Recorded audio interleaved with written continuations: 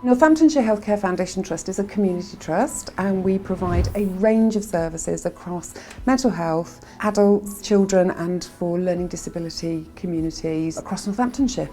It's a very rural county. Some of the workforce challenges are based upon those areas and the transport system. However, when we look at Northamptonshire from an educational perspective, we do know from government research that Northamptonshire is an educational cold spot. We really need to look at the education of our future workforce, right through from schools and then supporting people within the area to join the workforce. We have a very positive approach to learning and development. We work with a number of education providers, and part of that are apprenticeships to support our workforce to grow and develop. We predominantly work with the Open University over the 4 fields of nursing, so that's mental health, adult, learning disability and children and young people. We also do the Nursing Associate Apprenticeship. We work in collaboration with the Trust, and my role is to identify suitable people to come onto the programme, and then it's having that continued support, working together to ensure students are achieving what they need to in both the practice and the academic side of their nursing and nursing associate programmes. Flexibility is important for their work-life balance and commitments to the course, but flexibility is also important to the employer who have the commitments to the patients and the services to run. I never considered myself as an academic person. The first year kind of eased you into it. It taught me a lot about academic writing. There was always someone available should I need to access that support.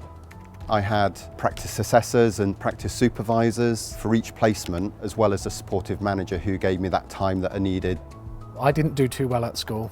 I joined NHFT as a healthcare assistant, and then since passing the degree apprenticeship, I think it's really important to give people the opportunity to upskill within their role, develop and grow, and whatever I can do to support that I will do moving forward.